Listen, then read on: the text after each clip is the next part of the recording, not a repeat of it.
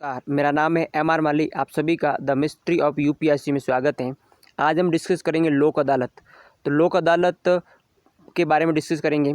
Discussion को आरंभ करने से पहले आप सभी से रिक्वेस्ट है कि आपने यदि चैनल पर पहली बार विजिट किया है तो चैनल को सब्सक्राइब करें और वीडियो को लाइक और शेयर करें और प्यारा सा कमेंट करें।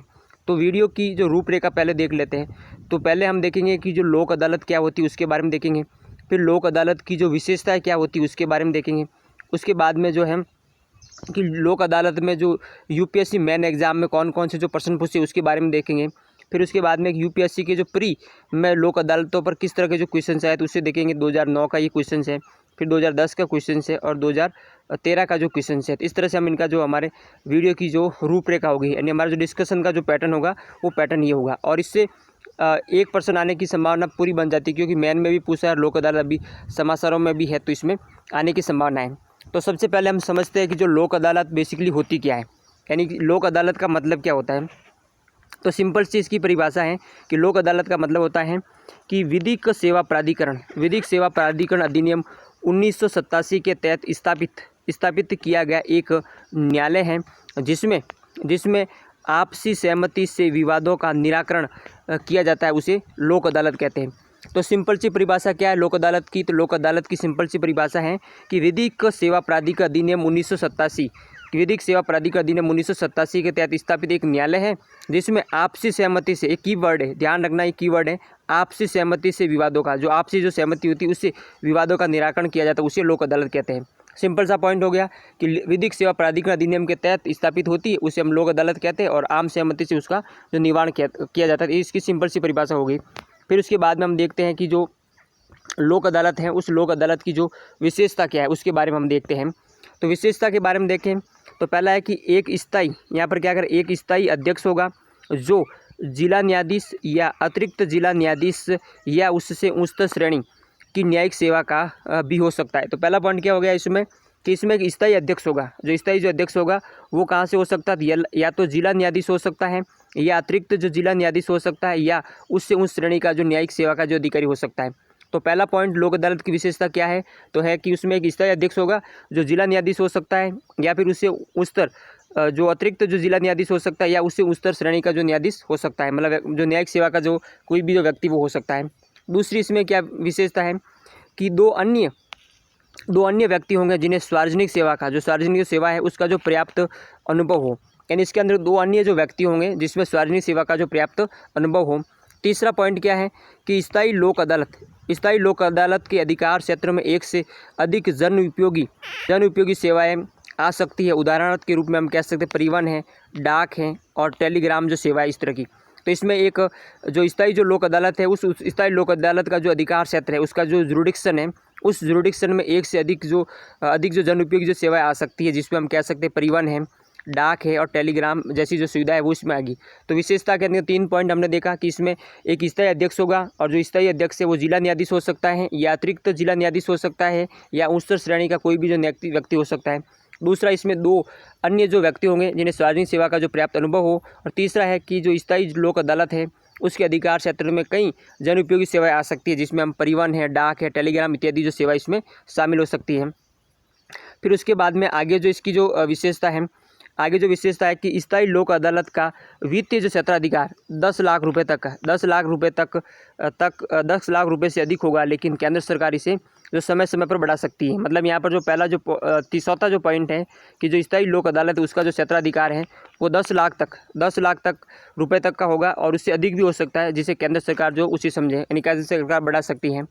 फिर स्थायी लोक अदालत संभावित समाधान भी वादियों के समक्ष रख सकती है, यानी जो स्थायी जो लोक अदालत है वो कोई संभावित जो समाधान है, कोई जो लगता है कि ये समाधान भी हो सकता है, तो वो भी उन वादियों के सामने रख सकती है, मतलब जो पक्ष है उनके सामने। फिर वादी किसी समाधान तक नहीं पहुंचते हैं तो अदालत मामले के गुण दोषों के आधार पर जो फैसला सुनाती है, यानी जो वादी है, मतलब कि दो पक्ष है वो किसी समाधान पर नहीं पहुंच रहे हैं, तो ऐसी स्थिति में जो अदालत है वो गुण दोष यानी मेरिट के आधार पर जो है फैसला सुनाती है।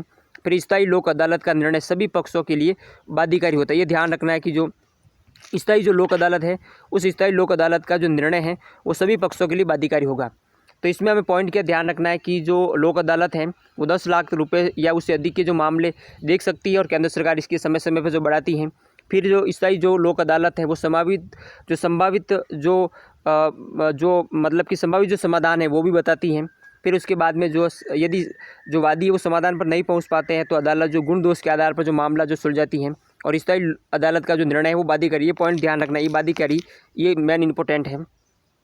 फिर उसके बाद में अगली जो विशेषता इसकी है कि न्यायालय में लंबित कोई मामला जिसे दोनों पक्ष लोक अदालत के माध्यम से समाधान करना चाहते हैं तो उसे लोक अदालत के सामने रख सकते हैं। मतलब यदि मान लो कि कोई मामला है और यदि वो न्यायालय में पहले से चल रहा है और दोनों पक्ष चाहते हैं किसी लोक अदालत के माध्यम से उसका जो समाधान करवाना चाहते हैं तो वो इस तरह के जो मामलों को भी उठा सकते हैं।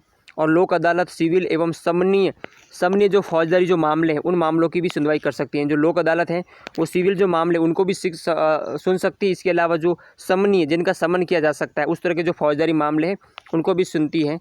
और लोक अदालत का जो निर्णय है वो बाध्यकारी होता है। लोक अदालत का जो निर्णय है वो बाध्यकारी होता है। अब हम देखते हैं कि जो लोक अदालत पर कौन कौन से जो क्वेश्चंस आए हैं। तो पहला जो क्वेश्चंस आया है ये आया 2024 का जो प्रश्न है, कह रहा है कि लोक अदालत क्या है, लोक अदालत तथा मध्यस्थ अधिकरण की जो व्याख्या कीजिए। तो हमने जो पहले आरंभ में देखा लोक अदालत क्या है, तो इसकी आप परिभाषा यहाँ पर लिख सकते हैं कि लोक अदालत क्या होती है और मध्यस्थ जो अधिकरण है इन दोनों की जो व्याख्या करनी है। तो पहले इसमें परिभाषा बता सकते हैं कि जो लोक अदालत क्या है, फिर इसमें अंतर बता सकते हैं। तो लोक अदालत की जो विशेषता है वो लिख सकते हैं। फिर कह रहा है दीवानी तथा आपराधिक दोनों प्रकृति के मामलों पर विचार करते हैं। तो हाँ, दीवानी मामले भी सुनते हैं और आपराधिक जो मामले उनको भी सुनते हैं। तो ये आप कर सकते हैं। यूजुअली जो इसका जो आधा पार्ट है वो हमारे वीडियो से कवर हो जाएगा। फिर अगला जो क्वेश्चन है 2023 में आया है, ये कह रहा है कि निःशुल्क कानूनी सहायता प्राप्त करने के हकदार कौन हैं और निःशुल्क कानूनी सहायता के प्रतिपादन में राष्ट्रीय विधिक सेवा प्राधिकरण की भूमिका। यानी राष्ट्रीय विधिक सेवा जो प्राधिकरण है, यानी जो जो नालसा है उस नालसा के जो भूमिका क्या है। तो यानी मतलब लोक अदालतों का जो लोक अदालत है वो लगाना है। इसके अलावा जो लोक अदालत है उसमें कौन कौन से जो मामले जो निपटाए जाएंगे उसका जो क्या प्रोसेस होगा तो वो सब इसमें ये निर्धारित करती हैं। फिर उसके बाद में जो प्री में जो लोक अदालत पर जो प्री में कौन सा जो क्वेश्चन पूछा गया है तो उसको हम देखते हैं कि जो प्री में इस पर कौन सा क्वेश्चन आया था। तो इसमें है कि लोक अदालत के संदर्भ में निम्नलिखित कथनों पर विचार कीजिए।